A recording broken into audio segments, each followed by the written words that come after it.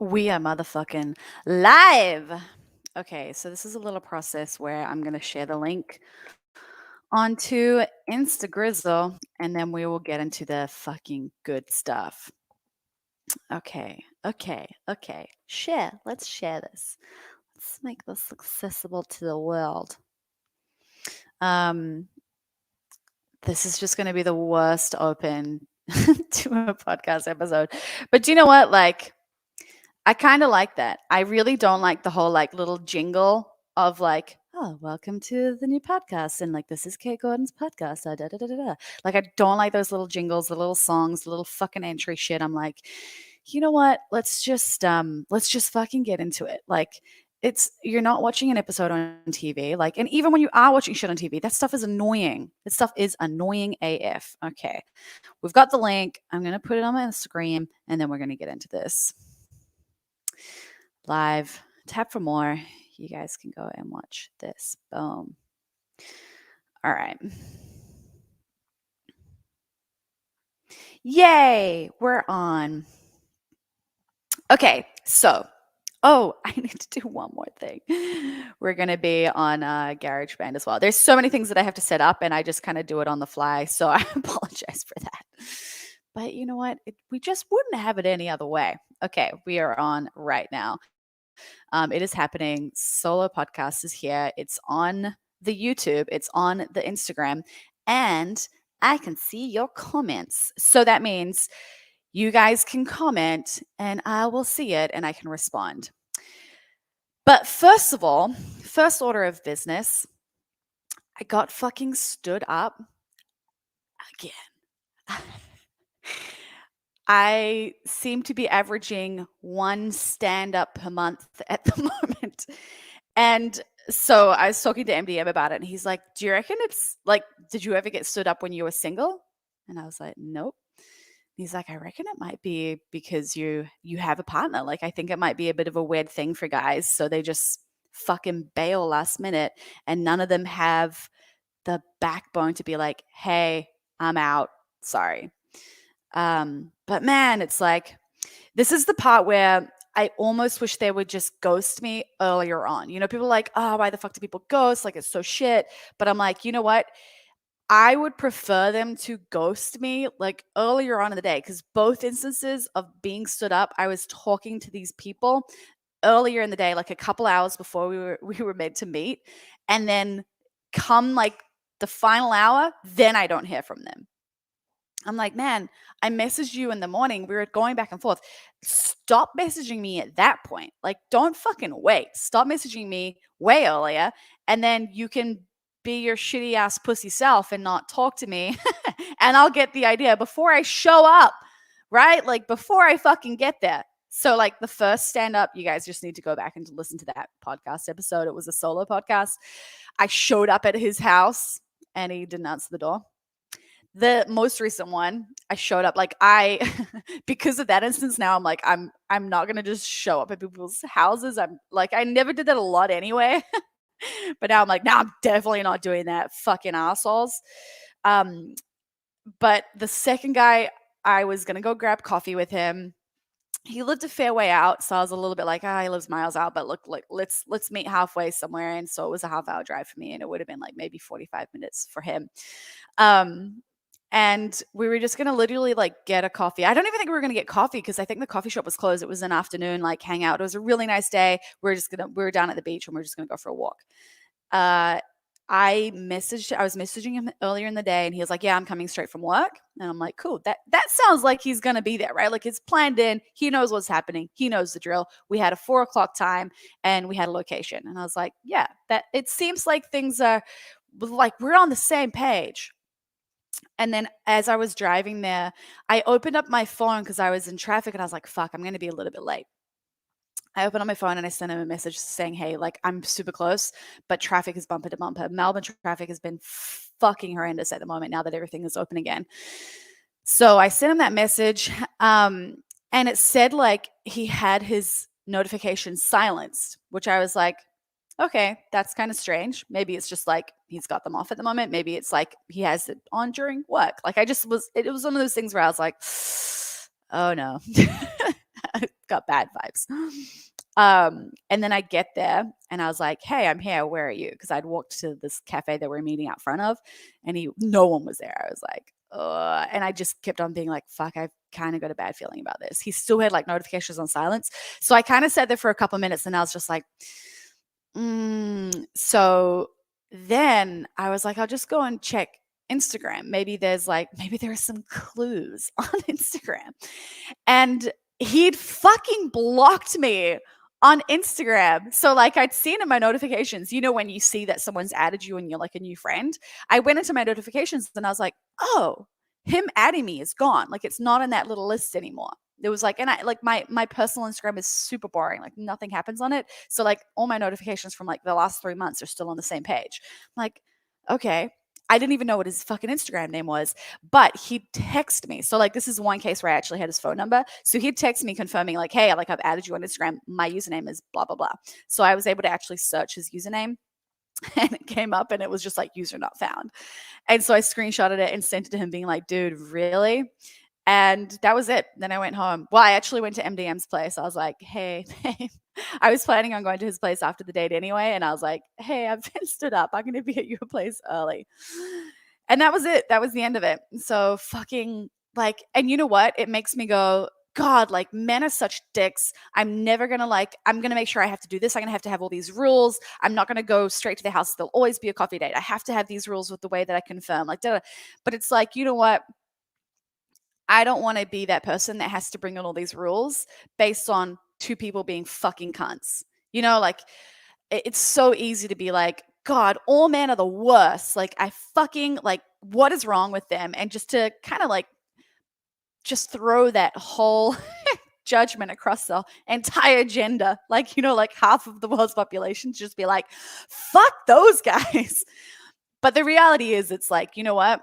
You have to be able to recognize that there are just people that are assholes, regardless of their gender, regardless of their fucking age, regardless of any of the red flags that you might have picked up in the conversations that you had prior, whatever it was. It's like, there are just assholes. And I need to make sure that I judge that one person on their behavior and not judge more like anyone else apart from that one person. It's like, and somebody messaged me back on Instagram being like, God, it just makes me so mad. Like men are so difficult. Men are just so like, maybe that's why I'm single. It's just because all men are just so fucking shit. And I'm like, you know what? I get it, but I just don't think it's okay to be like, yeah, fuck all men. I think it's okay to be like, fuck that guy. That person was an asshole. And it will happen with women as well. Like there's going to be fucking women who you're like, that person's just a straight up asshole. And just making sure that it doesn't change the way that you are or change the way that you see the whole world and the way that you see your entire life and watch things go by based on that one experience. Or in my case, the fucking 2 experiences of people standing me up. What is wrong with people? I'm in my 30s. It's not like I'm in fucking high school. Like, oh God. It's so painful. Okay, but on a positive note, I had another date this week and it was a second date and it's been like going really well. It's been really nice. So that's a really like nice experience where I'm like, I went out for dinner with this guy on, I think it was Wednesday night. And I just ended up messaging MDM being like, it's really nice to leave not feeling disappointed. Like, it's really nice to walk away from like meeting someone and feeling good about it. Like, which you think is such a simple, basic thing that you could expect from everybody, but you fucking can't. Like, you just can't. So I was like, it's sad to say, but it's just nice to feel good about this date that was just like a nice little dinner. We sat outside and it was chill. So there has been some positive dating experiences happening in my life right now. I'm going to go on a third date with this guy as well, which is really cool. And then, we'll go from there. Saturday is my boudoir shoot. So I'm just going to let you guys in on a little real personal thing. I love buying gifts. Like I love buying really interesting gifts and I love thinking about it and I love sexy gifts. So for MDM, for our anniversary, I got him got him? It was really for me. I got us a boudoir shoot with this photographer. Oh my God. You got to go and look at her Instagram. Her Instagram is E_R_boudoir. So it's like ER boudoir, but there's just spaces between the initials. She's in Melbourne, and like I think her name is like Ellie or something like that. Fuck me. Her stuff is so cool. If you're on YouTube right now, like it's just like the shading is like dark and like interesting. And like, I've seen a lot of boudoir shoots, which is like really bright lighting and it's like smiling and like cheesy. And I'm like, yeah, that's not the vibe. That's not the vibe for me. I want it to be like kind of seedy and like, yeah, in the shadows. So her lighting and her editing is fucking unreal. So I booked a shoot with her. It's a couples shoot, so it's going to be me and MDM just getting a little bit saucy for a camera, which is going to be really fun. So I bought the Marie Mur lingerie, which I don't know if you'd call it lingerie. It's leather. So Marie Mur is like, I think it's going to be my new Honey Birdette. I have a bunch of sets of lingerie sets from Honey Birdette, which I love. I fucking adore Honey Birdette, but they're really expensive. And they come out with styles like pretty regularly, but it's not that often that I'm like, oh, I love that style and I want to spend like $400 on it. But I found Marie Mur, and I think Marie Mur is the new Honey Birdette. It's like, it's a little bit more, I guess it's in terms of lingerie, it's leaning more towards like the kinky side of lingerie because it is all leather. Like there's a lot of leather pieces. There is some lingerie pieces, but it's a lot of like leather harnesses and leather like fucking like bras and like chains and collars and like cuffs and just like it's amazing. It's fucking hot. So I ordered a set from that, which I posted on my Instagram. I just haven't actually like worn it yet. I mean, I've tried it on, but we haven't taken the photos yet. So when I have photos and I have stuff, I'm 100% fucking putting that stuff on Instagram. Come on. Like you guys will see it. So it's going to be really fun. That's tomorrow. It's tomorrow at midday. So, and you know what? I've got like so many pimples right now. I literally woke up in pain because I have this pimple on my ass that I'm like, I can't even lie on that side. It's so sore. I thought I'd got it yesterday, but obviously not because it is just like, God, I don't even know how you get, it's in such a weird spot. It's not even like, when you get like buttony, it's like acne on your butt. I'm like, okay, like on your butt cheek. And if you're looking at me in the camera, my hand is 100% on my ass right now. It's like kind of off to the side. Like, I don't know. How do you fucking get pimples there? I don't know. So that's going to be really fun. I have one there. I have a bunch on my face. I have an old cold sore that's kind of still going away. Like it just leaves a mark for so long. I'm like, fuck. But I got Botox last week and I got my hair done 100% illegally because I'm not vaccinated and I'm not meant to be doing those things. But there are ways around it. And a lot of people just aren't fucking checking, to be honest. Here's the thing. I have ways to get around the mandates, but no one's even asked me yet. So it's like I freak out because it's a fucking stressful situation to be like, I shouldn't be doing this. I might get in trouble, whatever. But I actually haven't been asked. So it's like, well, okay, cool. So yeah, that's been happening. I've been able to kind of get away with doing things, but it's pretty this rule. Like Melbourne it's coming back to life, but I'm excluded from that because I'm choosing not to get vaccinated. Like I'm just choosing to exercise my right to fucking make my own choice. And that is super hard for people to understand. And people have been asking me like, why are you not doing it? Like, just why? Like, and it's, not coming from like a super judgmental place. It's just coming from like I don't understand. Like, why wouldn't you? Like your whole life is being held back because of this. You can't rejoin fucking society because of this.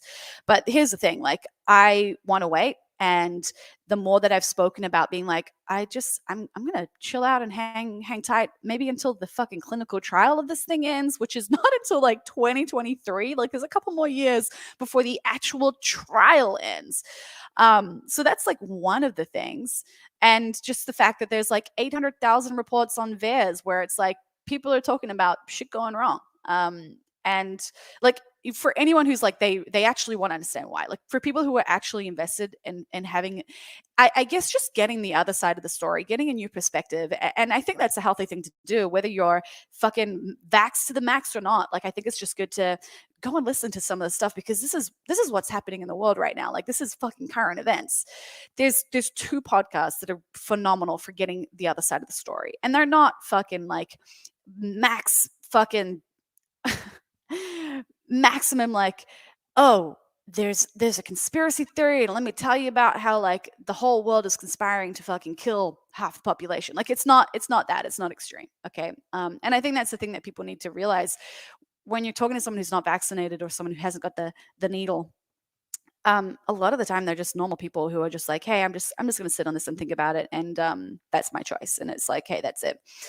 But the two podcasts that you need to go and listen to is one of them is Aubrey Marcus. And I'm going to find out which episode that is right now for you. So Aubrey Marcus episode, it doesn't have the number on it. Episode 337, and it's called The Inconvenient Injured. And what he does is he facilitates an interview with three people, and they're three people that are pro-vax. So three people that are like, hey, one of them's a doctor who studies and researches specifically mRNA vaccines. One of them is a teacher who was in the clinical trial for AstraZeneca. And then the other one is a pro BMX biker who got the vaccine because he felt that he wanted to. And they've all got different stories of just where they're at with it. Incredible conversation, just understanding, I guess, even the doctor gives you a really, not the doctor, well, she's a doctor, but she's a scientist. It's like she gives you an incredible perspective on the actual science that they're doing. And I'm not a fucking scientist and I'm never going to claim to be, but it's just an interesting point of view. So it's that one. And then there's also Brett Weinstein. He has one called Dark Horse. And the episode is, let's go have a look. It doesn't have a number again. Fuck.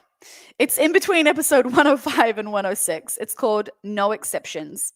And please, this name, the title is a little bit, okay. Brett, you probably could have picked a different title if you wanted people to listen to this. It's called A Story of Medical Tyranny in Australia. And it gives you a little insight into people who actually need an exemption and the process of that for a particular woman called Betty who's gone a little viral on Instagram and socials. And it's going to give you insight into stuff that's actually happening in Australia and in Melbourne. So it's pretty hectic. Like I definitely recommend listening to those two podcasts. Like for people that have messaged me being like, but why? Sometimes I think that they're not actually invested in finding out why and seeing the other side. So if that's what you're interested in, then go and listen to these podcasts. And let me know your thoughts. Like, that's where I feel like a conversation can begin. And I'd be super open to chatting to people about it. People have been asking me how I'm training. I'm training at a gym that's simply refusing to enforce mandates, which I think is fucking brave, insanely brave, because it's a huge risk. The cool thing is that a lot of gyms have reached out to me being like, oh, tell me how this is going. Like, how is this working? What is he doing? Because it is a scary world for business owners that have been shut down for the better part of 2 years and now are reopening and having to turn people away based on their health status. So for gyms that are freaking out about this shit, let me know. It's pretty cool to be able to support an affiliate that is like, hey, this is our belief. They've been very open with their members about it. And we're simply not going to discriminate. And that's just their choice. They're not pro, they're not anti. They just simply won't turn people away based on that. So I think that's pretty cool. And that's how I'm training. I've had other gyms offer for me to come around to train with them as well. And I'll probably go and support them because of that. So if you see me on the socials doing stuff in gyms, it's not because I'm vaccinated. It's because I've found people that are supporting or not supporting the mandates. Okay. So moving on.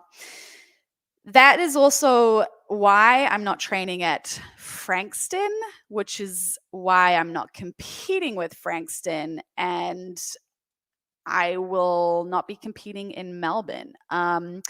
It's looking like MDM and I are going to go to Newcastle. We're going to do 12 months there. So I won't be competing with Frankston. At the moment, it's looking like I may be competing with an affiliate called CrossFit Light. Jake McMurray trains there. You guys who've watched regionals and sanctionals will know him because he's a super familiar face. He's been competing there as an individual, like sanctionals, regionals, semifinals for like 6 years. And then April Herring. So April Herring is training there as well. She's based in Newcastle. We'll pretty much be neighbors, actually, by the sounds of it, if MDM and I get this house that we're trying to get at the moment. So I think we're going to be training buddies, which would be cool to do some fast exercise with a fit human, and then potentially have a team that we can throw together. There's another coach there that's pretty competitive as well. So As far as my next competition season goes, I will not be in Frankston. I will be at another gym and hopefully still be putting a team forward. Competing as an individual, look, I am not fit enough for that right now. Like my state of fitness, give me another year, maybe. It might even need to be 2 years, and I just don't know where I'm going to be at in 2 years. So if anything, I'll be competing team next season and the season after that. I could be back in Melbourne for the next year, which would mean I'd probably compete with Frankston again if I could. However, it's just fucking basing it off what fucking happens. And at the moment, if there's anything that anyone has learned, it's like, don't plan anything. Don't plan a goddamn thing beyond the current week, because you just don't know. So that's where I'm at. That's what's happening next season. So that's kind of the bombshell that I'm dropping. Won't be with Frankston. It's kind of heartbreaking. Like, I've been dealing with a lot of guilt around that. Like, not being able to train because of the choice that I've made is probably one of the hardest things, because when you're competing with a team, especially being one of the females, it's hard to get females to get a competitive team together. And for me to be like, hey, the decision that I've made impacts a few other people in terms of what they want to do and their goals. It's a shitty thing. It's hard to deal with. And I know that the feeling is, well, I made this decision, and it's, the bed that I made, and I need to lie in it. But my feeling is, if we weren't being forced to discriminate against each other, then I wouldn't be in this position at all. So as much as it feels like it's my individual choice, it's actually the way that the world, or at least Victoria, is functioning at the current time. So that's my perspective. That's my view. So I'm dealing with a lot of shitty feelings, but I also know, like, hey, it's actually bigger than just me. So yeah, that's what's happening. It's kind of exciting. I'm pumped for it. Like, I feel more positive about the move, knowing that there is a competitive crew there, and I can go and hang out with them, and we might have some little team comps happening. Okay, cool. So I feel like that's the update on all the shit that's going on, all the things that people have been asking about. I do want to go through. I got so many Q&A on my Instagram the other day, so I wanted to go through and just like answer a few of them. So let me just go into the archives.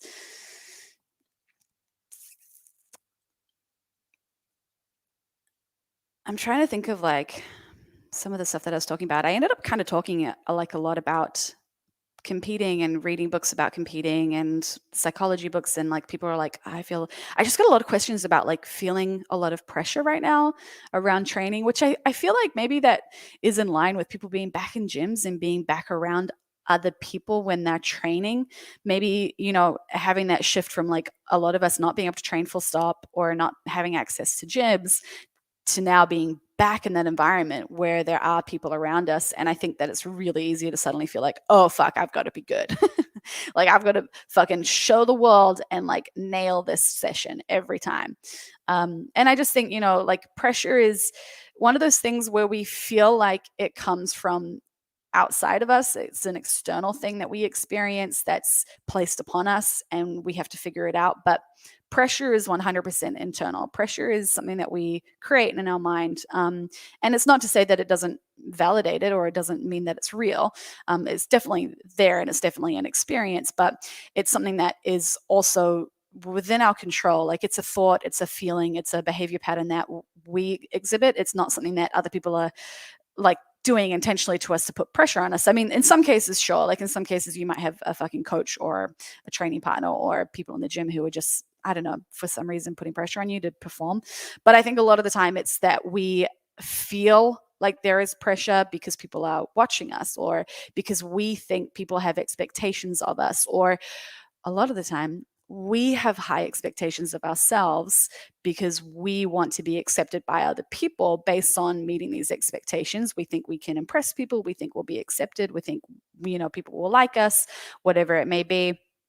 And from those expectations that we place on ourselves, we suddenly feel pressure because a lot of the times we can't meet those expectations. So I always feel like questions about like, oh, I'm feeling so much pressure. What do I do with the pressure? And I actually think it's not about like, okay, how do I deal with this? And the book that I posted is actually really good for like the actual tangible methods and tools to deal with pressure. It's called How to Perform Under Pressure: The Science of Doing Your Best When It Matters Most. That's a great book for competing. Like, my God, if you're competing and you feel apprehensive about it, fucking read that book. It was so good in terms of like, it gives you explicit methods of like, hey, you're going to do this, you're going to think this is the exercise to do. So that's really good. But I also think sometimes the pressure needs to be an indicator, a little signal, a little red flag for you to go, hey, let me just examine my own shit right now. Let me just think about what are my expectations for myself, and why am I feeling this pressure as a reflection of where I am at. And, we talk about with MDM we talk about jealousy being a signal of insecurities or fear. And I think that pressure could probably be another one of those little like umbrella feelings where it's like the title is pressure, but what's really happening is it's fear, it's insecurities, it's expectations, it's our own self-talk, it's the way that we compare ourselves to others and how that creates this magnification of our bad things and this magnification of other people's good things. So I think a lot of it is just like this internal work that we're doing that we don't even realize. So when we can begin to examine our own thoughts and examine like, hey, if the pressure is actually me in the way that I'm viewing something or viewing other people or viewing myself, then how do I change that view, and how do I change the way that I think, and how do I change that perspective of myself, rather than, oh, there's pressure and I need to be better, I need to fix it, or like I just need to not feel the pressure. It's like, okay, well, fucking just have a sit down and like, who's putting pressure on you? Like who is it? Because I just think so much of the time no one else gives a fuck. Like no one else gives a flying fuck what you were doing, and the pressure is just coming from you. So in that instance, asking the question of who would be upset if I failed. So, right, like pressure is because we don't want to fail and upset anybody, because we feel like we need to meet that external expectation or whatever the bar is that we're trying to meet. Who would be upset? And is that person someone that is important to me, someone that influences me in a good way, someone that supports me and my dreams? And if I fail, if I can't meet the expectation, how would they respond? So who is it? Is it a family member? Is it a coach? Is it just a friend? Is it just that random person in the corner of the gym that you want to impress? Like who is it? Is it someone that is actually close to you, or is it someone that's not close to you? And then if you failed, how would they respond? Because if you fail and they are upset or disappointed or tell you that you need to be better or any of those things, they are not true supporters. They are not people that you need to concern yourself with, because your true supporters are there for you, whether it's a good day or a bad day. And when you fail or when you miss the mark or when things don't go well, they don't care. So that's a really important way to distinguish between the people that you feel you're getting pressure from and the people that actually matter in your life. Because the people that actually matter, you might feel pressure because you want to impress them, or you want to be accepted, or you want to do your best for them, right? But if you fuck up, it's okay. And it's just part of the process, and they understand, and they'll still be there for you, and they'll still fucking cheer you on. It doesn't matter. So I think when you can go through those steps of asking the question of like, hey, first of all, who is it? Is it actually someone that I care about? Is it actually someone that cares about me? And if I fail, are they going to be upset? Because if they're going to be upset, then they're not really there for me. They're not really a supporter. And I think sometimes social media makes this really difficult because we feel like there's a lot of people that are watching us. And it's really easy to feel like when they validate our performance or they validate us on socials with likes, with comments, with whatever, that makes us feel like, hey, they're supporting us and they want to see us succeed. So we have this pressure to continue to be really, really good. But the fact of the matter is fucking they'll watch you fall down. And they will get enjoyment. It is entertainment. It will be something that they'll just fucking watch from afar and be like, oh shit, look at that. Ha. It's like the person in the arena, like on the outside watching you fucking take punches. You need the person that's in the arena. Like that's the person that you should be taking the pressure from. Anybody outside of the arena, anyone that's not in there, they're just there for entertainment. So they'll watch your wins, but they'll fucking watch your fails. And they'll be the ones that are like in the crowd, like filming it all. Like those are those people. So I think it's important to know who to feel the pressure from. And if that's someone like that you care about, then to distinguish further by being like, hey, would they watch you fail? Are they invested in your wins? Are they invested in your journey? Or are they only invested in their own interests for their own motives? So for me, what was really interesting is people that I thought were my supporters, I realized actually weren't true supporters. Now they supported me, like they were there for me and they were available to me, but they weren't invested in the same way. They weren't really aware of what I really wanted, and they didn't I got the feeling that they didn't really believe in me. So they had to be categorized in supporters, but not true supporters. And then everybody on social media is a detractor, essentially. Like maybe you can put them in the supportive category, but I think they need to be considered detractors. And then there are the assholes that are like the Karens of your social media following, or the people that are like, I had someone who fucking screenshotted conversations with the gym that I'm training at and posted it on their social media being like, tell me you're anti without telling me you're anti. And I was like, really? Like someone's going to take time out of their day to do something like that? Like fucking, I don't care what your point of view is, your opinion is, but like you're going to take the time out of your day to go and share a story about someone essentially bullying them and gaslighting them, like, or not gaslighting, but like broadcasting private messages that you've had with them. Like I'm like, actually someone came up with a really funny response. And I know some people are a little bit funny about comparing what's happening now with like fucking Nazi Germany. And it can be like, oh my God, that's way too extreme. But it's like somebody was like, tell me you would knock on Anne Frank without telling me you would knock on Anne Frank. Cause that's that person, right? It's just like, fuck. Yeah, it's someone who would take the time out of their day to go and post that. I'm like, man, you're just a bully and you don't give a fuck. That's a true detractor right there. That is a true detractor. So being aware that there are going to be those people around you, and being able to just figure out who's who and know that your true supporters are probably one or two people. For me at the time, it was two people. It was not like my family. They weren't even considered true supporters because they didn't fucking care. They didn't know what I was doing. Like they weren't invested enough in my journey as a competitive athlete. And that was fine. Like they just weren't around. I didn't live with them. I lived in a whole nother country. It was like kind of part of the deal. Proximity can impact your influence or your supporters / detractors. So it was my training partner and his wife, Matt Swift and Wendy Swift. So they were my true supporters. Like they were there for me. They always had my back. They watched me fail and they helped me with that. And that's kind of how you know it's like, hey, it's not actually the pressure to perform. It's almost like if you feel the pressure to be really good, you can immediately say, well, they're not your true supporters. If you don't feel the pressure to be good, because if you know that you can fail and it's a safe place to fail, then you know that they're probably your true supporters, you know? So I think that that's in terms of pressure. It's like, hey, ask yourself a few questions. Okay, so I had other stuff. Let me pull some of this shiz up. Okay. Yeah, I had a bunch of questions about like, hey, I'm curious why you haven't got the needle, da da da. So go and listen to those podcasts. If you're really curious, like, please just go and start with that. Training at the same time each day, is it essential or just preferred? So people were asking like, hey, how do I build consistency with training and start becoming like competitive? And I put up an answer on my Instagram and was like, hey, get good programming, train it every day. Train at the same time every day, and just a few other things with regards to like go and get some advice from a sports psychologist, or at the bare minimum read some books. And that's kind of what led us down the path of talking about competition. Training at the same time, not essential. What it's more about is that training becomes a non-negotiable part of your day, in the same way that eating breakfast is probably non-negotiable for most of us. It's like I get up every morning and my day revolves around like, what time am I going to have breakfast? Okay, I'm going to sit down and have this meal, or even lunch and dinner. It's like eating is essential, right? And it doesn't have to be at exactly the same time, but you know that throughout the day you need time for breakfast, lunch, and dinner, and that's just part of the day, and the day revolves around that. And like, you know, your whole work schedule will revolve around that, and your whole social life will revolve around that. Like, it's just something that you always consider when you're making plans or whatever's going on. And so it's the same thing with training. Making it the same time every day isn't just because your body needs to be training at the same time every day and that's the maximum way to recover and replenish glycogen. And it's like, it's not that. It's that mentally, if you have this plan to train at, so for example, at CrossFit Frankston, it was the 4:30 class. Everybody trained at 4:30, and it was like everyone showed up at that time every day for the competitive crew.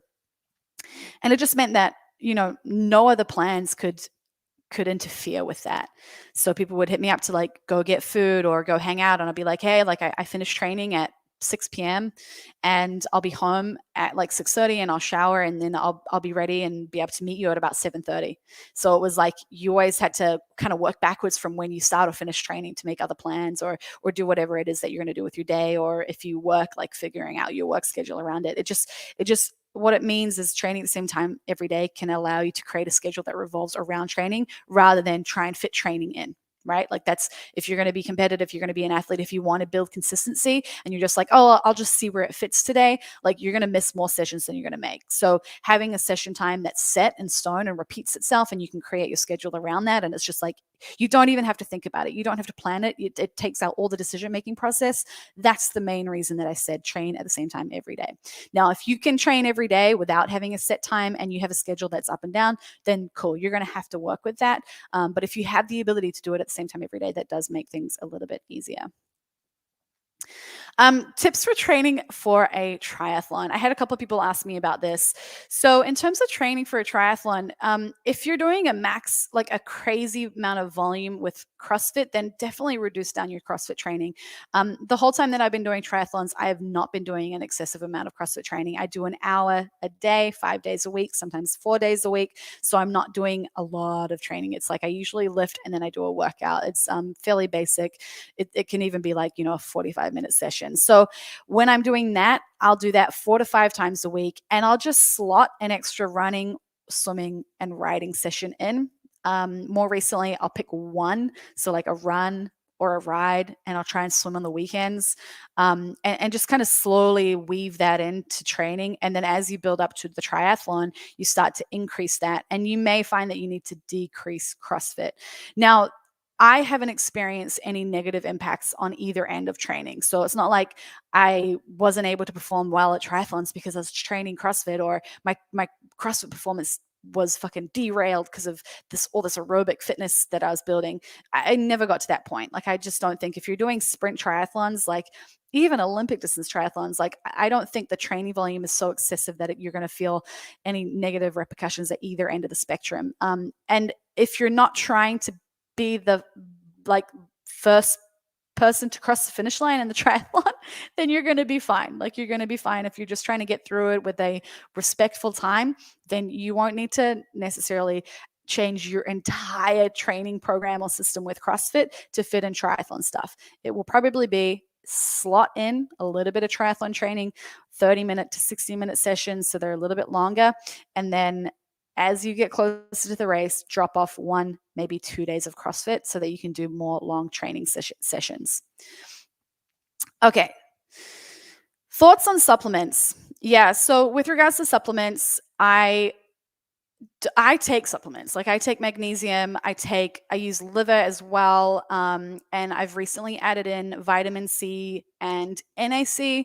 And I'm waiting on some vitamin D to arrive, but we're coming into summer in Australia. So I've actually been able to get out into the sun most days. Sometimes it's every other day. It just depends. So I do take stuff, but I also don't feel like that makes or breaks my performance or makes or breaks my health. I think magnesium helps me sleep and just generally recover a little bit better. NAC and vitamin C is stuff that I'm just using because I want to make sure that if I get COVID / when I get COVID, like, I've just got these things to help me through it. And then the other ways that I think about supplementation is like my food. It's like, hey, eat food for the nutrients it provides your body. And when you can think in that mindset, it makes it a really enjoyable process. So like, I eat a lot of cruciferous vegetables, which is like kale, broccoli, cauliflower, cabbage, Brussels sprouts. Like, that stuff I get in because it provides me with DIM. It's stuff that's going to help support my hormones. It helps detoxify the liver from excess hormones, so like things like excess estrogen. So I eat that a lot. I try and get red meat in pretty much I probably eat it every other day, every 3 days. Like, I eat it a few times a week at least. I could probably eat it every day if I wanted. Like, I'm really into red meat. When I buy my red meat, I try and get stuff that's got liver or other organs in it. So like, there's a mixture of liver and heart with ground beef where you really can't taste it. And that's kind of my favorite at the moment. And then salmon, like, I try and get salmon. So you'll notice that I get a lot of my nutrients from animal products or like seafood products, fish, because, man, I think people don't realize that it's not just a source of protein. Like, your animal products will get you so many minerals specifically. So I use animal sources to rotate through to get a lot of my nutrients. And then, like I said, cruciferous vegetables, I add in that. That's probably one of my main sources of veggies. I'll add in other veggies out, like, in other ways as well. But I typically tend to buy like a lot of kale, broccolini. I snack on carrots a fair bit. So it's like, you're getting your vitamins and minerals through real food. And yes, there's an argument that the food isn't it's not the same as it was, 100 years ago, and we're not getting the same vitamins and minerals from it. We're not absorbing it the same way, like all these things. But it's like, man, start with your food, get your food right, And if you're eating really, really well, you're eating a variety of meat and veg, you're adding in things like nuts and seeds, and you start doing supplements on top of that, awesome. But if you're someone that, like, for example, you eat out a lot and you drink alcohol a few times a week, it's like you'd probably see better and bigger benefits from starting to minimize some of that stuff. Like if you're someone who eats sugar like every single day, like maybe try minimizing that before you worry about adding supplements in. And then as far as performance supplements go, like I've taken creatine and I've taken beta-alanine in the past. I don't do it continuously. Like I've just never seen enough of an improvement in my performance for it to be something that I'm convinced I need to take. I see a far more significant improvement in my performance by just training hard and training well and like committing to sleeping really well and stretching more and like taking care of those, again, big ticket items. It's like eat good food, make sure you're sleeping. Supplements can be 1%ers, and if you test them out and they feel like they're doing something cool, do it. But if they're not, then don't. The only other reason that I'd recommend taking supplements is if you've actually gone and gotten blood work and you're like super low in vitamin D or you're super low like iron or whatever it is, then you potentially need to supplement and just actually be testing those levels. Like that's always the best route to go if you can do that. Like I get my blood work done I try to do it every year. This year I'm doing a Dutch test, so they test your hormones, and I'm doing the full cycle. And it's all through like urine samples, and they do a full blown test. So testing that one this year to see what the results are relative to a blood test, because sometimes the blood test, like my doctor doesn't always do all of the things that I want them to do. So yeah, that's one route to go. If you're like, should I take supplements? That's one thing. I got a question on the YouTube saying, hey, I'm doing an indoor triathlon in January. I've never done an indoor triathlon, but I mean, I'm assuming you're probably going to be doing similar things. Go back like 20 minutes because I just talked about triathlons. And then you'll know exactly what I said about balancing that out with CrossFit and your triathlon training. Okay, more questions. When stood up, do you get discouraged? It is a little bit discouraging. And like I said, I feel so tempted to make a whole lot of rules around like how I'm going to date and how I'm going to put myself out there because I'm trying to protect myself. But ultimately, you can do all the things right to protect yourself from those scenarios and still get stood up because it's not you controlling it, it's the other person. So as much as I feel annoyed and upset on the night, I try not to let that discourage me. And I just try to remember, like, man, there are good people out there. There's a lot of assholes, but there are still good people out there, and you can find them. You just have to get through some of the shit first. Okay, I have been getting this one a fair bit. Can you still do CrossFit and recover from hypothalamic amenorrhea? Any tips? Okay, so hypothalamic amenorrhea is when you've lost your period. Usually it's due to an energy deficiency. Now, I was doing CrossFit when I lost my period, and I regained my period still during CrossFit. However, I'd made quite a few changes. So have I stood anyone up before? Negative. I've never stood anyone up. I'm definitely guilty of ghosting people, but I've never just not shown up to a date. Okay, so I was doing 2 sessions a day and eating 1,700 to 1,900 calories. Not something that I wanted to do. That was advice from my nutrition coach at the time. And I lost my period for 3 months. It came back and was hit or miss for a few more months after that. And then I got it regularly again once I was eating about 2,400 calories. I also dropped my training volume to half. So I was doing 2 sessions a day. I changed the training program that I was on and started doing 1 session a day. And when I did that, plus 500 extra calories a day, over time, I also gained weight. So that's another thing to remember. Like I gained weight. Fat's actually quite important with regards to hormones. It's not just this static like substance in your body that just like sits there. It's actually important to have it. So when I gained weight, I was eating more and I was resting more. Then I got my period back. Just also bearing in mind though, before I lost my period was very, very regular. I had not been on any kind of hormonal birth control for like years at that point. So I think it probably depends on what your period was like before you lost it, how regular, how consistent it was. Like if it was something that really deviated from quote unquote normal, or if it was something that was fairly regular, pretty predictable, and then out of the blue, you lost it from training too much. Regaining it would be very different for someone who's like, my period is really bad. It's really up and down. I fucking don't know if I'm going to get it on day 30 or if I'm going to get it on a day 50. Sometimes it's really light. Sometimes I get spotting. So it's like, if your period before you lose it is shit, it's going to be hard to regain it after having lost it from doing an excessive amount of training and then not eating enough, if that's what your combination of I guess stresses on your body is right now, and in terms of why you've lost it. So yeah, you can possibly, the short version of that answer, you could still do CrossFit and get your period back, but that would depend on you, and you may be able to get it back faster and recover and take care of your body more by not doing CrossFit, or at least really reducing down the intensity, meaning you don't go 100%, you don't go crazy with the workouts and the volume. You keep your sessions to 30 to 45 minutes. You don't do an excessive amount of weightlifting. You just keep things really minimal and just do maintenance mode CrossFit. Like, just do CrossFit that the general population should be doing, which is what I do when I'm out of season. Be able to take breaks, and also know that if you do have to stop CrossFit, it doesn't mean you stop CrossFit forever, or training, whatever training you're doing. You don't stop forever. It's just that through this phase in your life, while you're trying to help your body get its period back, like start getting into a place where it's like, okay, you're healthy enough to reproduce again. Like, that's significant.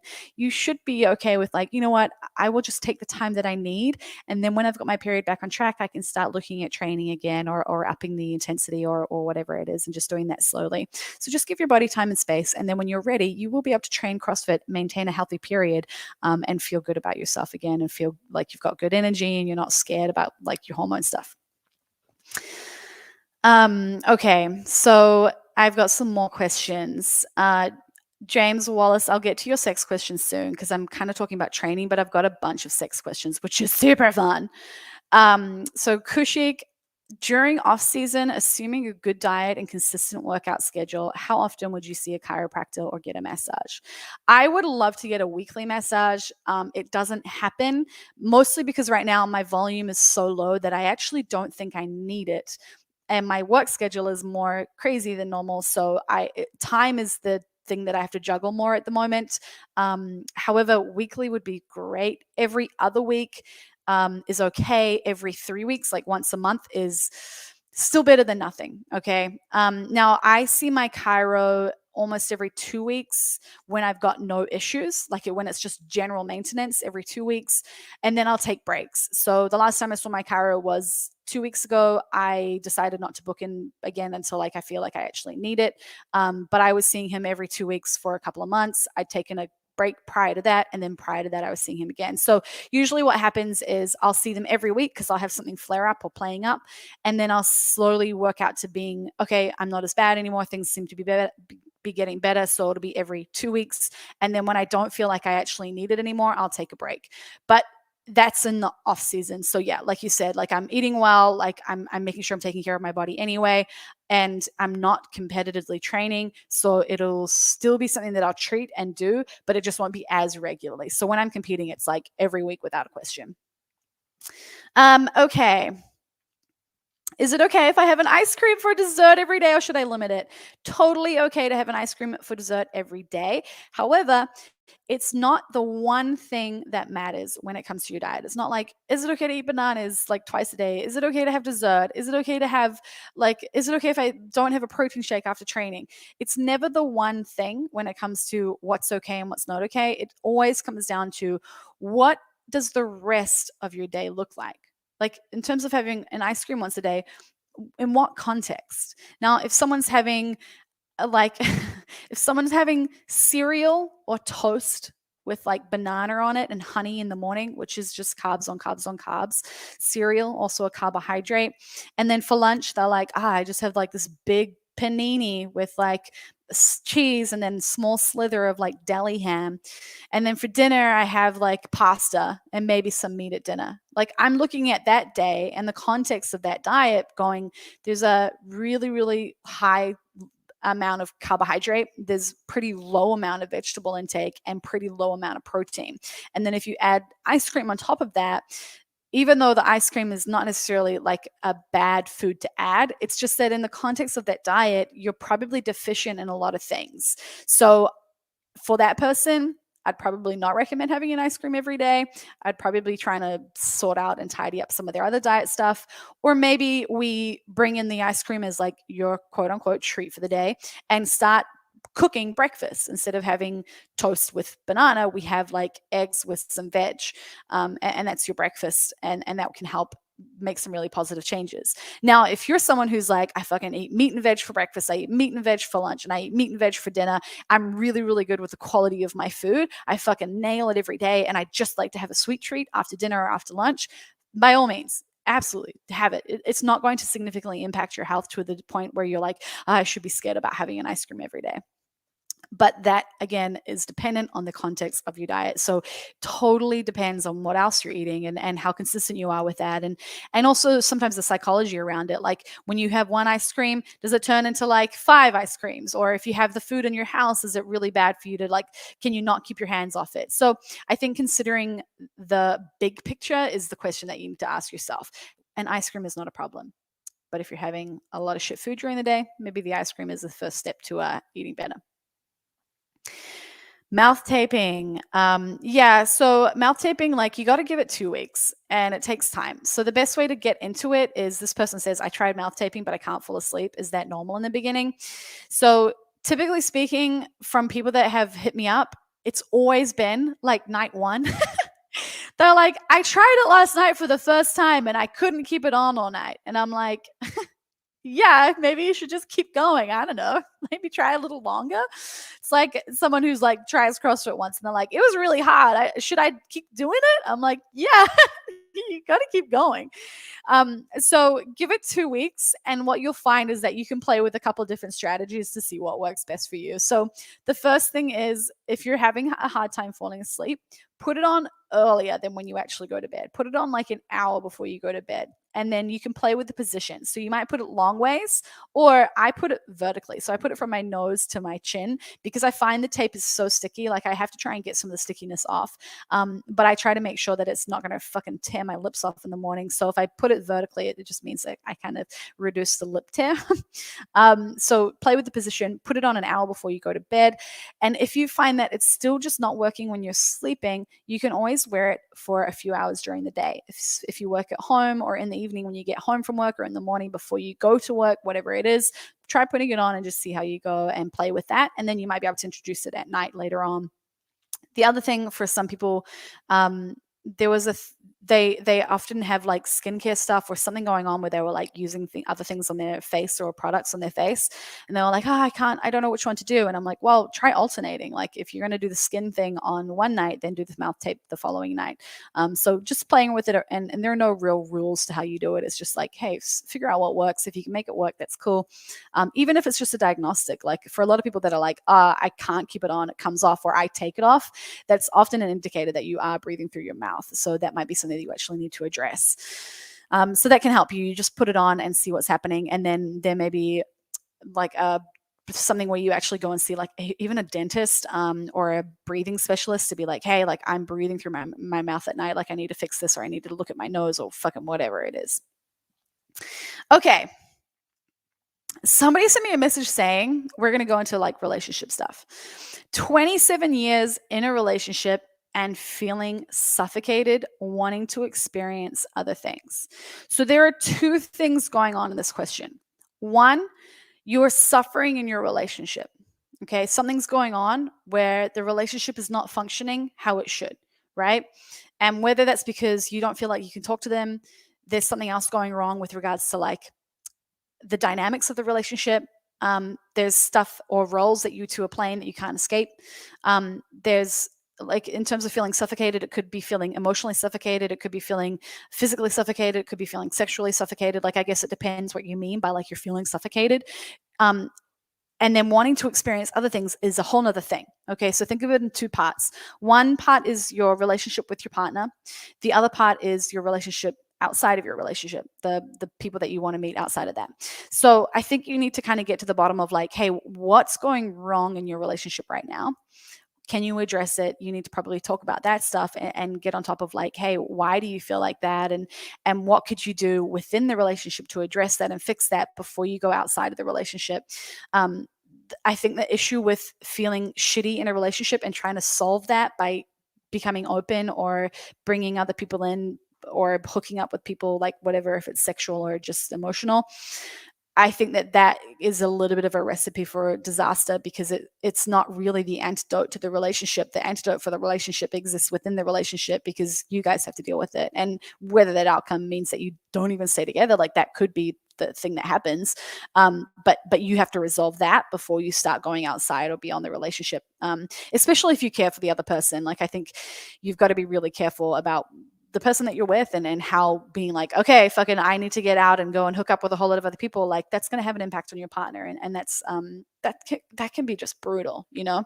And you also shouldn't be forcing someone to choose between you and being open, like forcing someone to be open under duress, or like they call it poly under duress, where it's like someone's come back to their partner and been like, you either have me and we're open, or you don't have me at all. It's essentially like an ultimatum.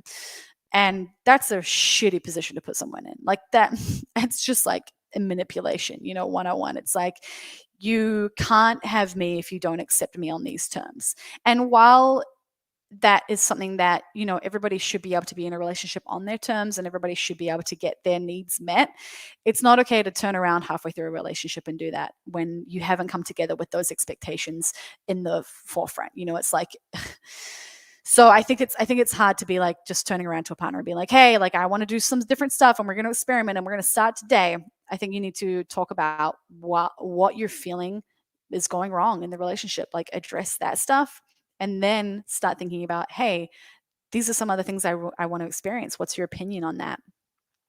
So that, I guess that's the first point. If there's something going wrong in the relationship, you need to address those. And as exciting and interesting and intriguing as just seeing other people might look right now, because what you've got doesn't feel very good, that's not going to fix your relationship. Okay, you need to focus on your relationship first. Tips on first time swinging with another couple.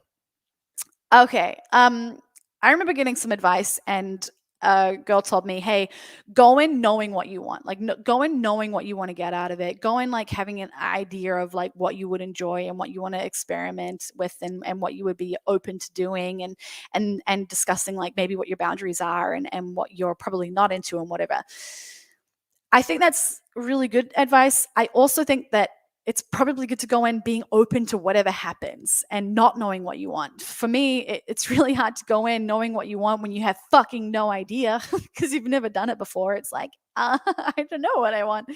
But I think it is probably still a valid point to say, hey, have a conversation about what you would be open to and what you wouldn't be open to, just so that you go in kind of knowing what your boundaries are, perhaps. Because if you go in and no boundaries have been discussed and you have no idea and you haven't even thought through what might happen, you could end up in a position where you're like, I don't know if I really want to do this, and you just kind of go with the flow, and then you don't feel good about it afterwards.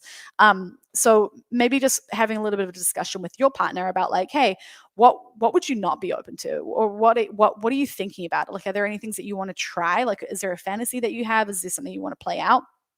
And then also on the same token, being open to what comes, and just going with the flow, and just being like, hey, like it's just going to be this enjoyable experience.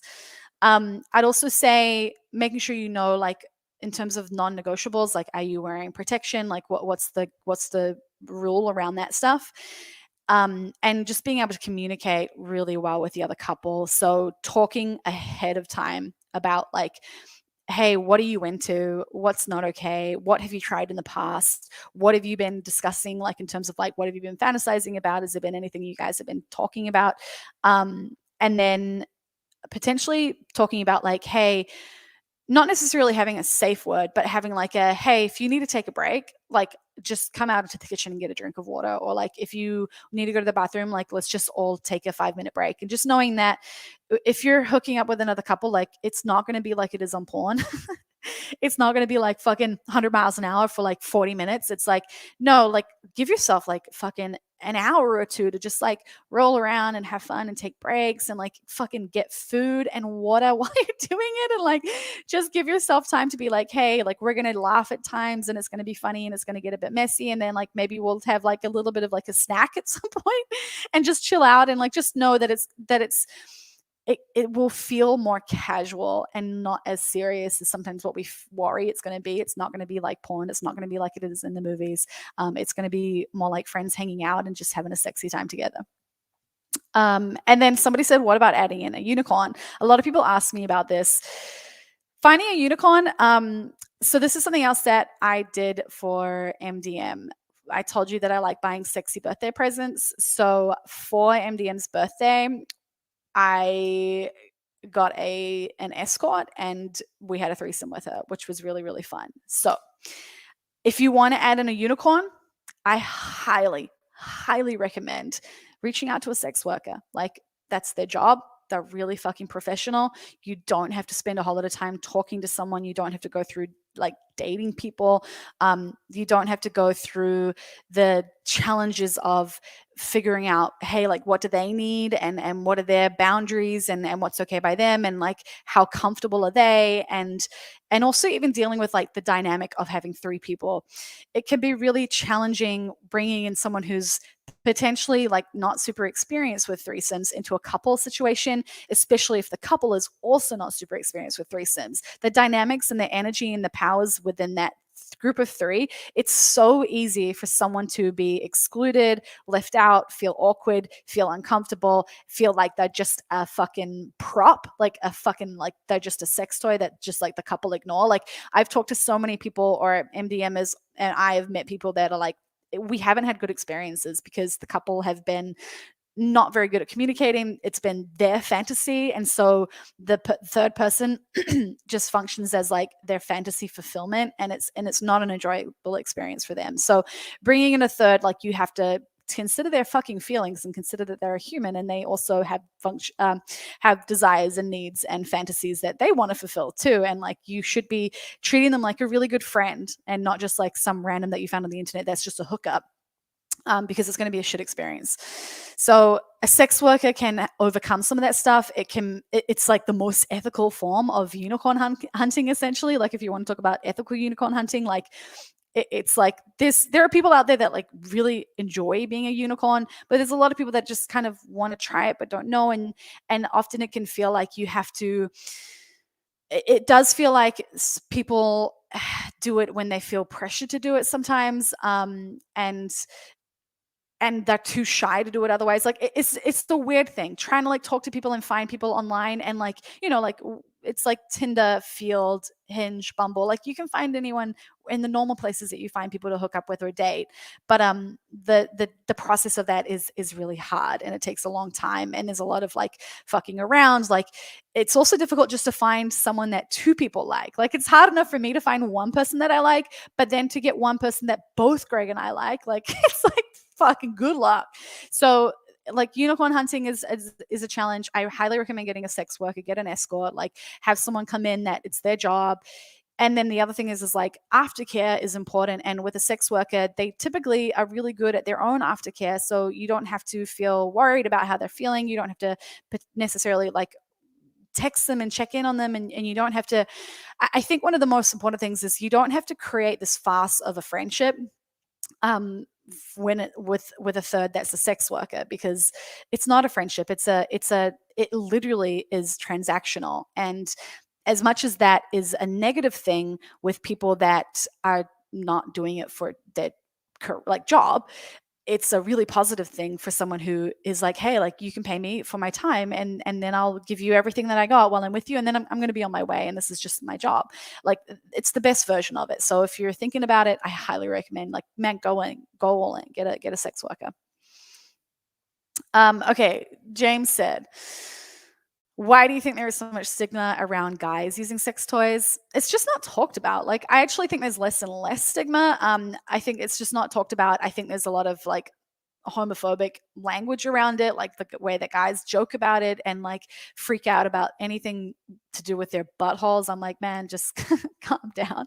But yeah, there's just a lot of like fear around that stuff, and insecurity in people's, or I'll say in this case, in men's sexuality. Like, I think men are quite insecure around their sexuality. Like, for women, it's common to talk about women being with other women, being bisexual, or being more experimental and being open to like hooking up with other women. And like women are just typically more intimate in our relationships anyway. Like, and not to say that we're intimate sexually, but like emotionally, like we're close to each other and we talk in different ways and we open up and we confide in each other and we have very close relationships. Men just don't do that. And anyone who does, it's like, oh, you're fucking gay, like you're a faggot, you're homo, like it's like that kind of thing. It's like that only reinforces the stereotype or builds on the stigma, I guess. So I think language is something, and then like fear and insecurities around your sexuality. Yeah, like butt stuff for guys is great, but I think a lot of guys just need to really be eased into it, and it has to be something that comes with a lot of communicating. Okay. So I had this interesting question. Wife suddenly feels bad/gross after sex. What should I do? I don't think you need to do anything. I think you need to ask her questions. And it might not be in the moment. It might not be like when it happens or if you guys are having sex. I think it probably needs to be maybe a bit of a, hey, like, I just want to find out how you're feeling with like our sex life, and maybe we can like chat about it. And that could be sometime after dinner, like if you're just chilling out at home after dinner, like watching TV, be like, hey, like, I just want to check in and see what's going on. Can you tell me how you're feeling? And ask her questions. You don't need to do anything. You don't need to know how to solve it. You don't need to know the answers, because you simply don't. So pretending that you know you found a way to figure it out and fix this, like you can't. You actually, trying to fix it will probably make it worse, because you don't know what she needs and she probably doesn't know what she needs either. So what you need to do is actually work on trying to get it out of her, in terms of squeeze out more information. Hey, what's going on? Can I check in with you? How do you feel? What are you thinking about? Is there something else going on in terms of your day and what you're thinking about with regards to us? Is there something going on like with how you feel about your body, or like any insecurities? Do you feel worried about anything? Are you feeling stressed out about stuff? What's in your mind? Like just trying to get an idea of like, hey, what is it coming from? Is there a trigger for it? Is there something happening during the day that's triggering this feeling of like, I feel so gross, I feel bad? Is there shame around sex? What was the conversation around sex like for her as a kid? Like, is there stuff that's coming up that maybe has been there all along, but it's just starting to expose itself now? Is there something that she's worried about with you? Like maybe there's something where she's worried about her experience with you, or how you think about her, or how you see her. It could mean that she needs a whole lot of reassurance. Like it could be anything and everything. So I think that the only direction or advice that I could give you is ask questions. Give yourself an hour one evening when there's nothing else going on, there's no one else around you. It's not an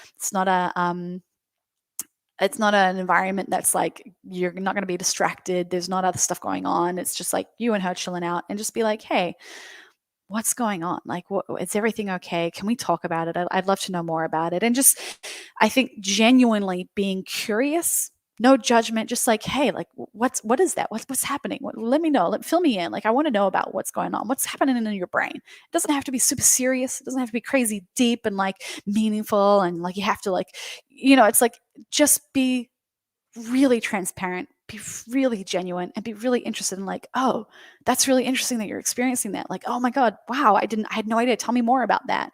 And letting her talk. Do not give advice unless you have something like that you feel could be really useful. Ask if they want the advice, and then if they say yes, then give it. Okay, that's one of like the first. It's like relationship 101. When either partner in a relationship is talking about something that's difficult, something that's hard, something they're challenged with, whether it's at work, whether it's with your sex life, whether it's with training, with fucking whatever, with the kids, with the house, whatever's going on. When somebody is talking about something that's difficult, something that they're challenged with, something that's going on that they're not super happy with, or whatever, ask if they want advice or if they want you to just listen. Okay. And be willing to do either. Be willing to, most of the time, just listen. And if in doubt, just listen. If you're not sure and you don't want to ask, just listen and be like, oh, wow, like, tell me more about that. That's really interesting. Ask questions. Be genuinely curious about what the fuck is going on in their life. Like, yeah, tell me more. Like, I want to hear this. Don't talk over them. Don't be frustrated that they're complaining and you're trying to give them advice and they're not listening. Don't try and tell them what to do. Like, you need to be someone that is just open to being like, hey, like, fucking tell me, man, lay it on me, like, fill me in. And I think you'll probably get further than someone that tries to give them the answers. I think that's one thing that no one is really looking for when they're trying to explain what's happening in their life. They don't need people to fix it. And if they do, ask. And if they say yes, perfect. Fucking give them all the solutions, give them all the advice. But yeah, I would just begin by asking her questions and just helping her open up to you, because talking about it and making it something that's kind of out on the table is going to help become the first step in overcoming that. Okay, let's see what else we have. I think that's kind of like some of the main things. So I'm probably going to start wrapping it up from here. I do have some more questions. Apart from money and security, what do men bring to a relationship? Fucking a lot of things. I kind of am curious to know like where that question comes from, in terms of like, is that how you think people view men? Because I don't think that's the case. I would disagree with that. I think that money and security, like I'd almost put money under the banner of security. I think that anybody looking for any relationship is looking for security, and whether that's financial security or emotional security or just feeling safe and secure, I think everybody who wants to be in a relationship is looking for a relationship for that reason. I think that's almost how relationships function. And if you go and listen to any Esther Perel stuff or read her books, she talks about what we struggle with in relationships is what we need is security as well as adventure. So we need to find this balance between, we actually need to have both. And that's where you get long-term desire, where we have this closeness and this sense of safety, as well as giving ourselves distance and room to breathe so that we can have oxygen for the fire. In terms of what value that men bring, yeah, same thing. It doesn't change. It doesn't change my answer. I think in terms of like what people want from a partner, they want security. I would almost think about like, hey, what are your needs? Like, what needs need to be met? And I think that like any partner, it's like you hopefully can find someone that brings in security, whether that's financial or emotional, as well as excitement and novelty, and you can explore things together and try different things on, and like especially sexually, it's like, hey, someone that allows you to have freedom with that stuff. Like that's what I'm looking for. I think men often bring in a masculine energy, right? Like if you're looking at a heterosexual relationship, it's like typically speaking, you're going to see a man and a woman, and there's going to be feminine energy and masculine energy. And I think that there's a really important dynamic that has to happen there. And where you see a lot of relationships break down is where the masculine energy is often not taken from the man, but the woman will take it on to get shit done. So I think you see a lot of like households, for example, where it's just run by the woman. And a lot of men feel like they, to a degree, lose their masculinity because they kind of don't do anything around the house, and the woman takes care of the kids, the woman takes care of the house, the woman takes care of all the jobs. The woman does so much of it where she almost undermines the man's role in the house.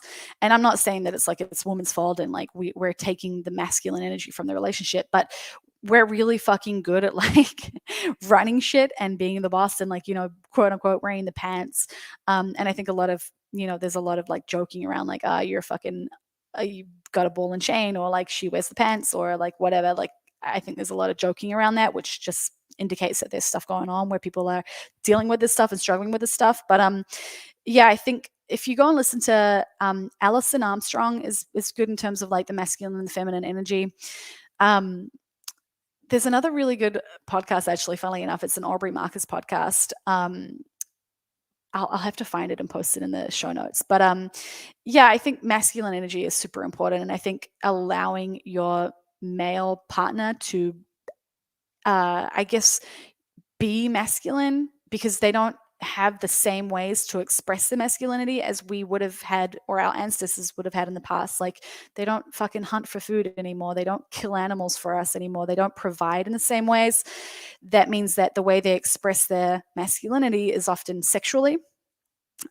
or in their job. Like sometimes if a man has a job that's like with their hands or they can be really productive, that's where they can express their masculinity. So in terms of like what's important for men in relationships, no wonder sex and being really productive with work are two of the main things that they do, because that's where they can actually express their masculinity.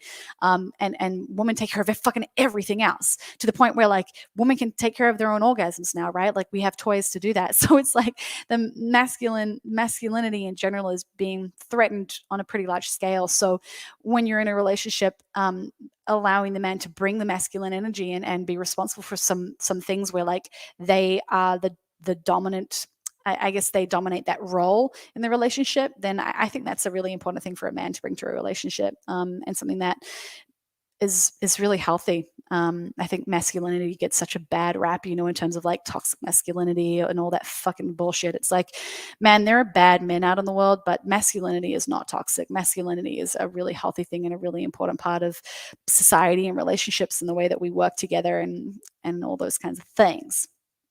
Okay, I'm going to leave it there. The podcasts from this point forward, I'm going to make them Wednesdays. They're going to be live at 5. So Wednesday, 5 p.m. Melbourne time is when I'm going to do the podcast, and they will be live on YouTube. And I'm just going to set that as like a scheduled routine thing, because it means, one, I will fucking do them, and two, you guys will know when to listen to them, which will be really fun, because I just feel like it will mean that the lives will get more interesting. It will mean that you guys know that there's going to be a weekly podcast, or we can come in and chat. We can do Q&As like this, and just have fun talking fucking shit. And it will be regular rather than sporadic, which it has been lately, because life, because shit just happens. So live at 5 on Wednesdays. I think I went through everything I wanted to talk through today. If you have anything, put it in the comments or forever hold your peace. I will talk to you guys next Wednesday at 5 fucking live. And I'm going to have an actual topic. Yeah, thanks, Will. My snatch I haven't snatched in so long. Like I literally have not snatched in a long time. I also haven't done things like muscle ups and getting back into the gym.